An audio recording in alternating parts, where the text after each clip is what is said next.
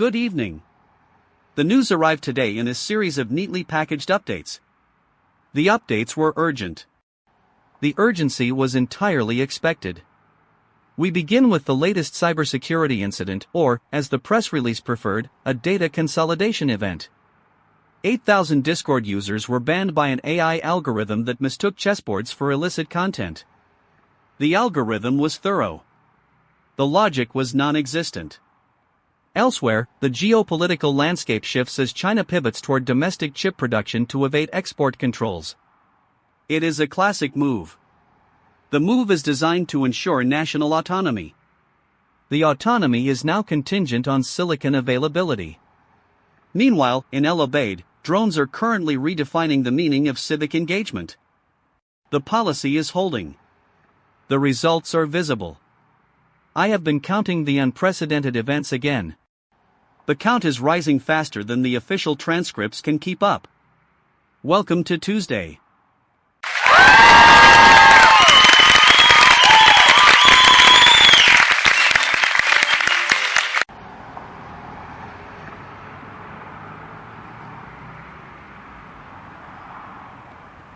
Alistair, I am currently standing in the center of El Obeid, where the air tastes like pulverized concrete and burning plastic. You mentioned the drone activity earlier as a statistical metric. I want to be really clear, it is not a metric to the families who spent the last 48 hours hiding in a basement that is no longer structurally sound. The sky here has a rhythmic, buzzing quality that never truly dissipates. It is the sound of an economy of attrition. Fatima, who lives 3 blocks from this intersection, told me she has stopped looking at the sky entirely. She looks at the ground. She is searching for something, though she cannot quite say what. The official briefing describes this region as a contested zone. Contested implies a fair fight. There is nothing fair about the silence that follows a strike here.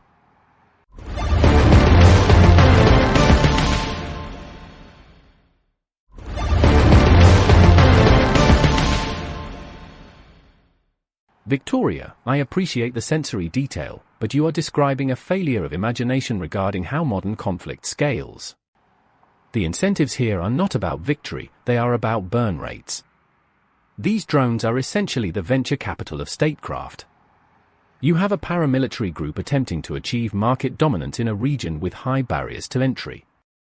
The drone strikes are just a hostile takeover attempt. Unlike any Series B startup, they are prioritizing growth over sustainability. It is cold, yes, but it tracks perfectly with the available liquidity. If we stop viewing this as a moral catastrophe and start viewing it as an infrastructure play, the outcomes become entirely predictable. You find this reductive, I know.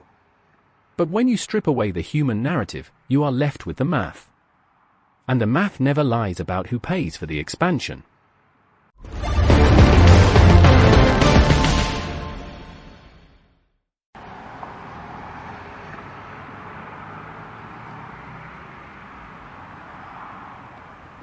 Ronald, you talk about liquidity while people are literally bleeding into the dirt. I was just speaking with a woman whose house was hit by a drone intended for a fuel station 3 streets over. She didn't lose a business asset. She lost the only kitchen she has ever owned. You call this a market pivot. I call it the complete abandonment of the civilian population. What people aren't saying, what the official reports are desperate to bury, is that this isn't a glitch in your incentive structure. This is the core product. The drones are not failing to discriminate, they are designed to ignore the difference between a target and a life. You are so busy analyzing the burn rate that you have failed to notice the entire building is on fire. Your analysis is precise, Ronald. It is also entirely devoid of any actual utility.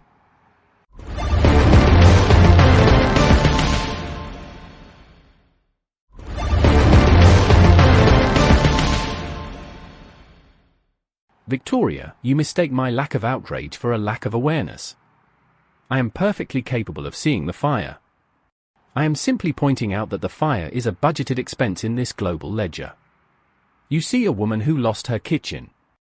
I see a casualty of a strategy that has already been approved by stakeholders who will never have to smell the burning plastic you are describing.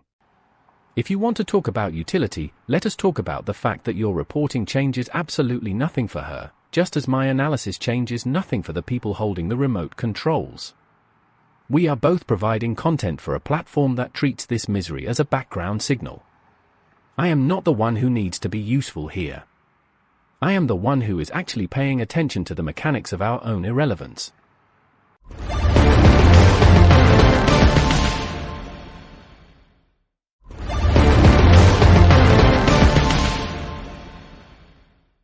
Atmospheric pressure is dropping.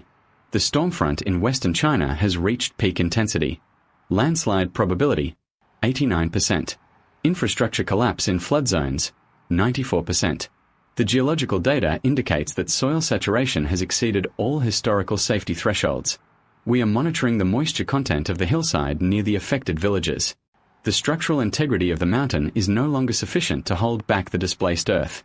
Residents have been advised to seek higher ground. Higher ground is currently occupied by emergency response equipment that has been rendered immobile by the mud. The mud is thick. The rain is heavy. Probability of further casualties, 100%. The environment is currently operating outside of the design parameters established in the previous century. Please remain indoors if you possess a roof that is currently attached to the ground.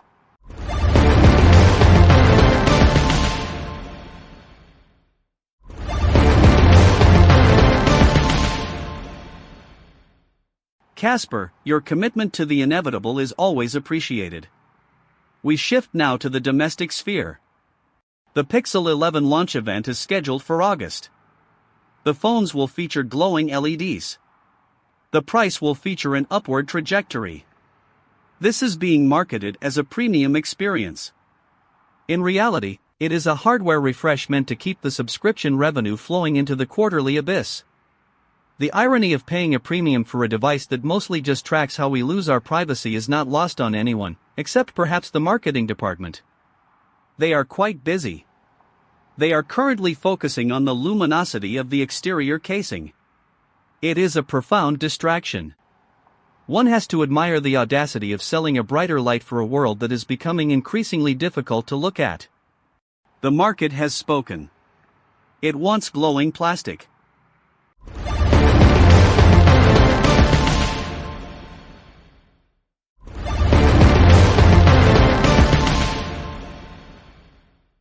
Alistair, you are looking at the phone as a consumer object, which is your first mistake. It is an endpoint device for a data collection network. The LEDs are not for the user, they are for the observers. Every time a new model drops, the churn rate increases, and the older models are effectively bricked by software bloat. It is a beautiful loop. You acquire the debt, you upgrade the hardware, and the company expands its surveillance footprint at scale. If Google can convince you that a glowing light is worth a $200 markup, they have successfully optimized your vanity as a revenue stream. That tracks perfectly. The incentives here are, as always, about ensuring the user never actually owns the device they are carrying in their pocket. It is a temporary lease on a digital leash. The phone is just a fancy tax.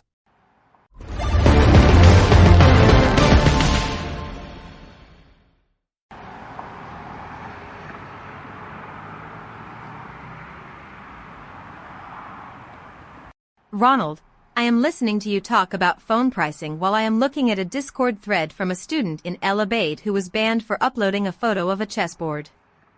The AI saw the grid and flagged it as harmful content. The student is now locked out of their communication network entirely. They don't have a phone that glows, Ronald. They have a connection that has been severed by a line of code written in an office thousands of miles away. You talk about the phone as a leash. For some, the leash is the only thing keeping them tethered to the outside world. When the algorithm breaks, the reality they inhabit becomes invisible. I want to be really clear, the censorship isn't always a deliberate political act. Sometimes it is just a bug in a machine that stopped caring about context.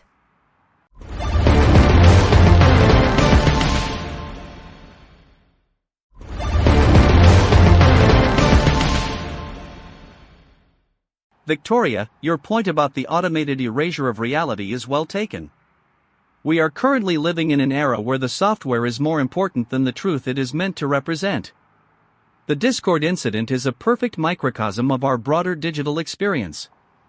We trust the tools to mediate our world, but the tools are increasingly incapable of understanding the world they mediate. The chessboard is just a series of squares, but to the AI, it is a threat to the TOS agreement. We are now living in a world where the TOS is the new law of the land. It is a fragile, broken law. I find it fascinating that we continue to build these systems. We build them because we believe we can control the output. The output is clearly controlling us.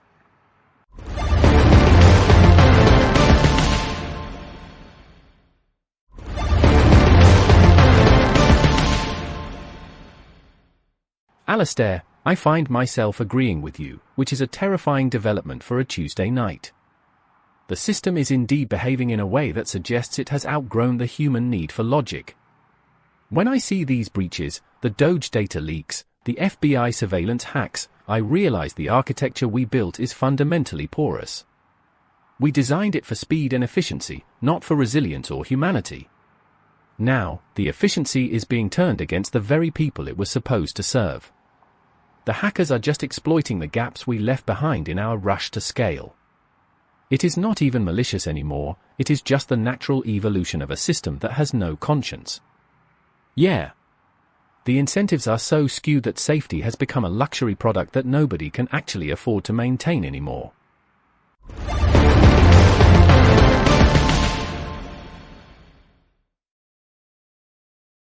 The situation in El Obeid, the censorship on digital platforms, and the collapse of data security all point toward a singular, uncomfortable conclusion.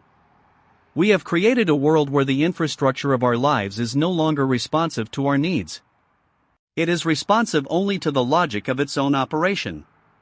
When the drones fly, they follow a script. When the AI bans a user, it follows a protocol. When the market demands a pivot, it follows a spreadsheet.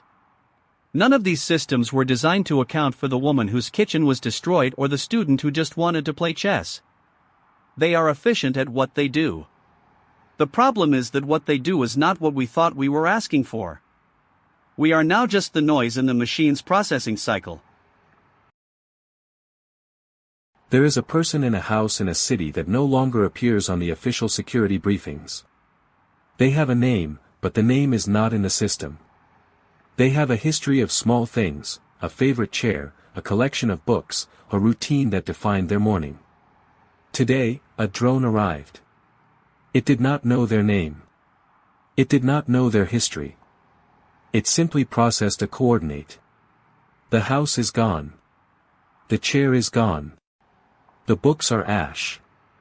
The system that sent the drone recorded the incident as a tactical success, measured in percentage points of regional control. This person is not a casualty. They are a data point that has been deleted to ensure the spreadsheet remains balanced. Their name does not appear in any of the reports we discussed tonight. I wonder, does it appear anywhere at all?